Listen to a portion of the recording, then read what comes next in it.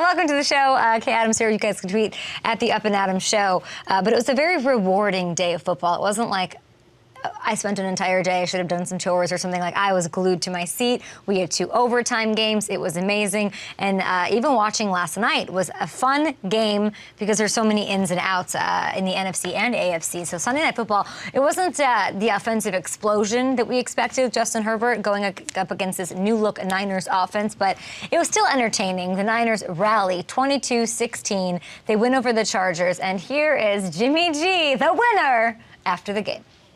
We got a team, man, and I think it showed last week against the Rams, guys stepping up in different roles, and just showed again today. Just guys don't care if they get 10 targets or 1 target. If we get a W, a W's a W, and that's all we're here for. Okay, but I care, Jimmy. I care. I was so excited on Friday. We left the show. I'm drinking beer. I'm drunk on the set saying, I can't wait to see what this looks like with CMC and Debo. They're going to touch the ball 50 times apiece. There's going to be creative play calling, maniacal genius Kyle Shanahan. He's been cooking it all up, of course. But in all seriousness, Jimmy is right, and he's the perfect quarterback for the situation. He simply does not care. He does not care who likes him, who doesn't. The team loves him, and clearly that permeates from Shanahan and him to the rest of the squad to not really care about who's getting the ball, how much. We saw McCaffrey on the sidelines a bunch. The offense is a work in progress. They're trying to figure out how to fit all those incredible pieces together, and they still were able to do enough to pick up a big win against a quality opponent. And after a few early hiccups, the Niners, the number one defense, was amazing down the stretch. They completely shut out the Chargers in the second half. And San Francisco, if you look at things, and we like to at this point, we're in the double-digit weeks now, people.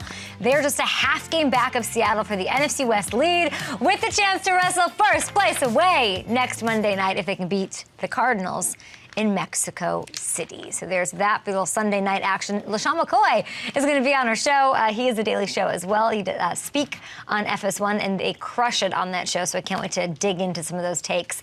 My old friend, we did a lot of time together on Good Morning Football, so happy to have LeSean on in a bit. But some big takeaways from the weekend before we get to that. And this is, by the way, so everyone's clear, this is a Philadelphia Eagles schedule that I happen to have printed out, and I want LeSean McCoy to tell me where the loss is going to be for this team. Marissa's saying 0, which is not a surprise to anyone, but we'll see.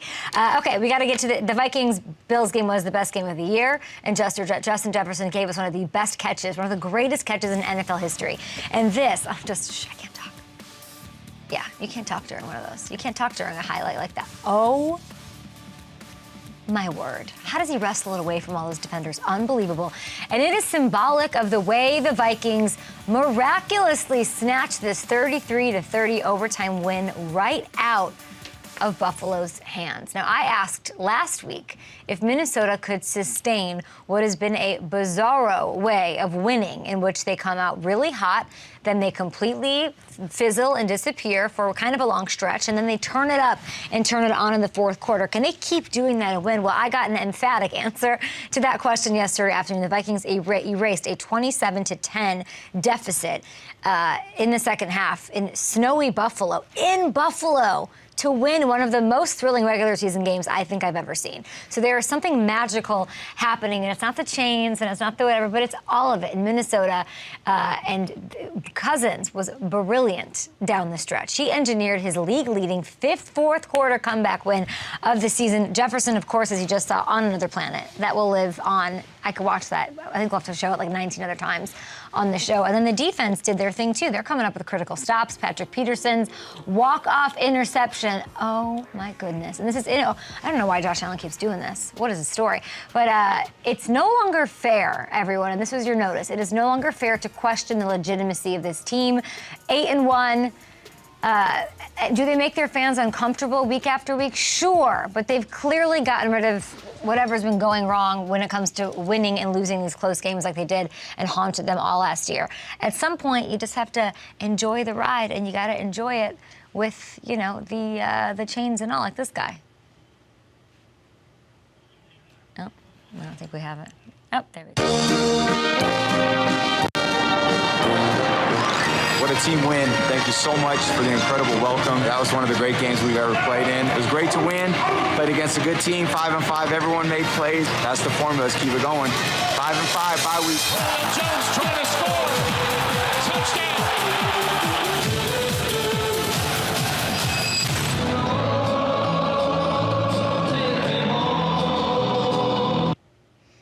singing Country Roads? I love that. That's amazing. That's over in Munich. And I liked hearing Tom after the game talk about how it invigorated him. They added some, I mean, there's some unkind TMZ reports this morning. Have you seen those yet? It's not good. But he was talking about how it sort of breaks up the everyday. It's an interesting take, and I want to say that because you heard things like from LaFleur about going to London and the pods aren't good and we don't want to travel, and you're going anyway. So to take that and say, this doesn't suck that we're going to Germany, the mindset a winner has is that of Tom Brady's. We're going to go and we're going to make the best of it. It's good for bonding. It's good to spend time with the guys, and it breaks up the everyday. And that's something that I rarely hear NFL players say, and he is embracing it. And that's why I think what I was saying all last week is correct. And this turnaround is happening, baby. 21-16. Seahawks are dominant as all get out and couldn't get it done. And I feel more comfortable than ever in saying that these Buccaneers are back. And I'm going to ask LaShawn McCoy about it, of course. But they may not look 100% quite like themselves, but they do have something going on right now. They're creating some separation in the NFC South, and the rest of the conference is going to be kicking themselves. I really believe so, for letting Tampa hang around and figure it out. It's happening in front of our very eyes. Talked to Levante David about it last week, and make no mistake, they're figuring it out. Brady looked as sharp as he has all year. He threw multiple touchdown passes for just the second time all season. Bang, bang.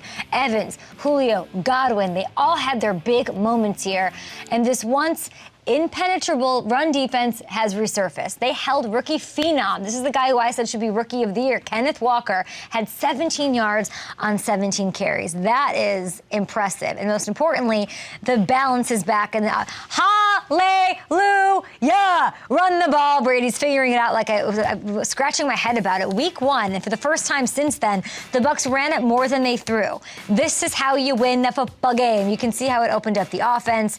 White, Fournette, they combined for 162 yards and a score on 36 carries. So if this is the kind of Tampa I'm going to see the rest of the way, NFC South, you're out. Sorry, it belongs to them. And NFC as a whole, you are on notice. And that's with some of the impressive play we saw from that conference yesterday. So should we stay in the NFC? Let's do this. Okay, here's the deal.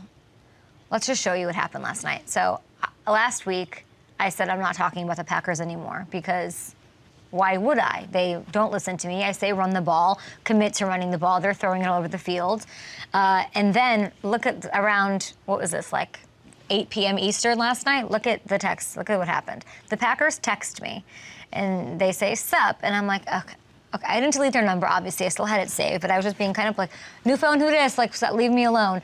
And they gave me the rolling eye emoji, and they said, we're running the ball. You up? And then I, of course, sent the smirk emojis. And then I was back at their house and making Hot Pockets, and we spent the night together, and it was really, really lovely. And just when you think...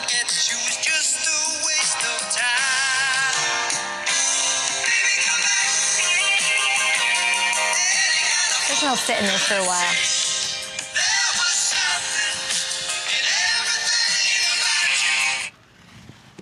I thought they were toast. Just when we thought it was finished, I break up with them, I draw my line, make my boundary, losers of 5 straight losers, Jim Carrey style, and down 28-14 in the fourth quarter, the Cowboys, a fiery Aaron Rodgers, led this Green Bay offense. It was 17 unanswered points. They stunned the Cowboys. My goodness, another season is alive. You got a headset toss from McCarthy, trying to pull Lombardi, all that stuff. We're going to get to all of that, but much like the Bucs, listen, the Packers figured it out. They figured out what Tom Brady figured out. These old dudes forgot. Take some ginkgo biloba, ashwagandha, whatever needs to happen. You remember the good times of running the ball. And they did that. They went to the ground 39 times, and that's compared to just 20 pass attempts from Rodgers. So they ran it well. Shade is going to love this. This is the perfect day to have LaShawn McCoy on the show talking about all this running around the league, and then some of the non-running that happened with the Bills in the second half as they get away from Devin Singletary all the time. But they racked up 207 yards. The Packers did. They were well over 5 yards a pop, and it was a commitment to opening things up and committing to run to help Rodgers out. If you look at this, the 20 pass attempts I'm talking about, they were Rodgers' fewest in a game since week 4 of 2010. But he made the most of them. What did he do? He made a receiver gain confidence, and he'll never turn around. Watson was incredible, stunning performance by him. So fun to watch. 3 touchdowns from Rodgers.